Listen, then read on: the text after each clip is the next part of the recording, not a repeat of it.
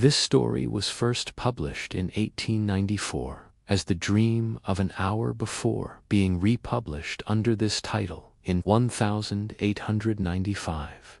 Knowing that Mrs. Mallard was afflicted with a heart trouble, great care was taken to break to her as gently as possible the news of her husband's death. It was her sister Josephine who told her in broken sentences, veiled hints that revealed in half-concealing.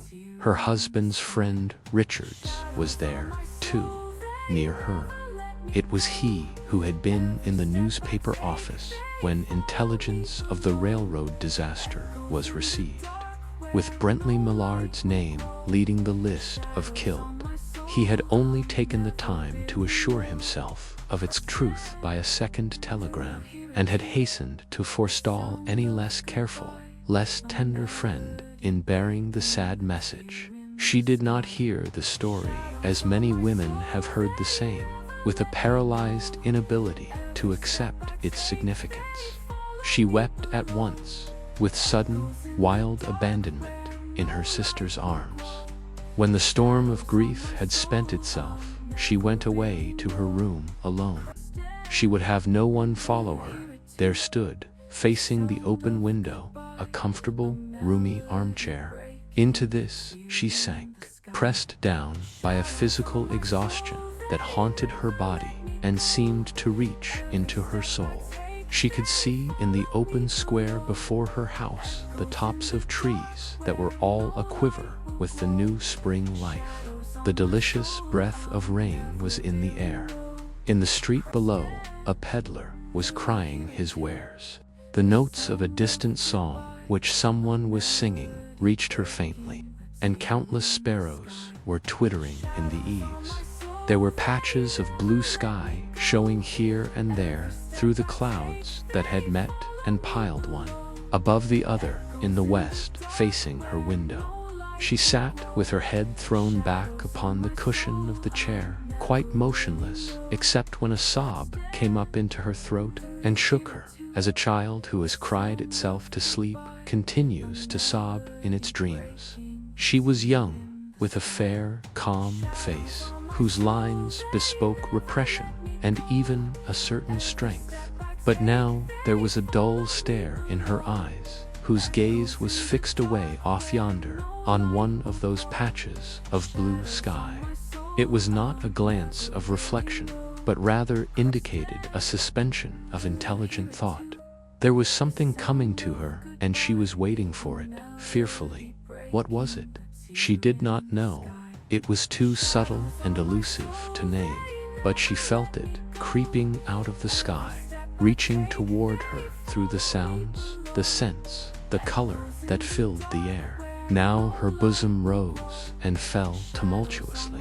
She was beginning to recognize this thing that was approaching to possess her, and she was striving to beat it back with her will, as powerless as her two white, slender hands would have been.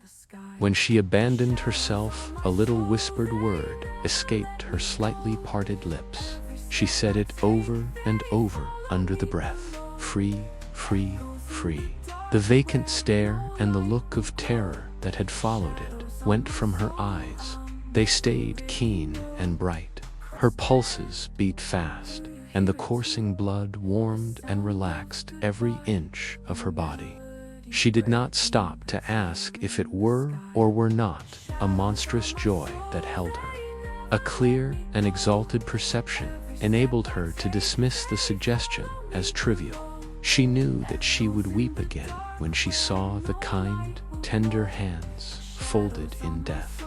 The face that had never looked save with love upon her, fixed and gray and dead. But she saw beyond that bitter moment a long procession of years to come that would belong to her absolutely, and she opened and spread her arms out to them in welcome. There would be no one to live for during those coming years. She would live for herself. There would be no powerful will bending hers in that blind persistence with which men and women believe they have a right to impose a private will upon a fellow creature, a kind intention, or a cruel intention made the act seem no less a crime as she looked upon it in that brief moment of illumination. And yet she had loved him sometimes. Often she had not. What did it matter? What could love, the unsolved mystery, count for in the face of this possession of self-assertion, which she suddenly recognized as the strongest impulse of her being? Free, body and soul free, she kept whispering.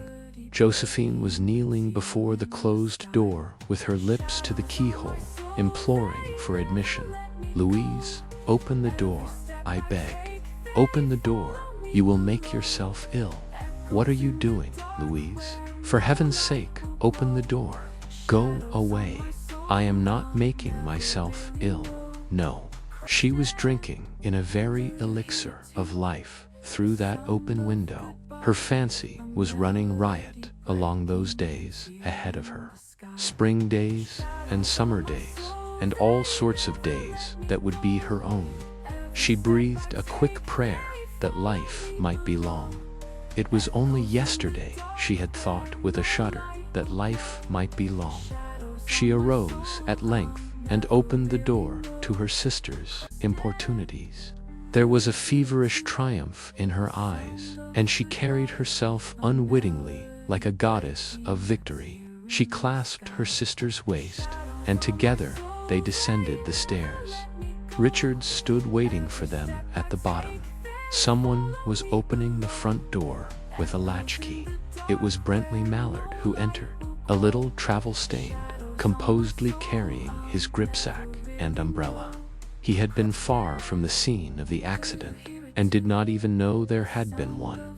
He stood amazed at Josephine's piercing cry, at Richard's quick motion to screen him from the view of his wife. When the doctors came, they said she had died of heart disease, of the joy that kills. Earlier, I pointed out that this story was first published in 1894 as The Dream of an Hour before being republished in 1895 as The Story of an Hour. Having read the story, why do you suppose Kate Chopin chose to change that one word? Given societal norms and expectations about women and marriage in 1895, do you see how simply changing a single word in the title may have been an answer to the controversy and criticism that the story received at that time? The Story of an Hour is one of the stories featured in our collection of short stories for high school. And short stories to read when you have 5 minutes to indulge yourself reading a great story.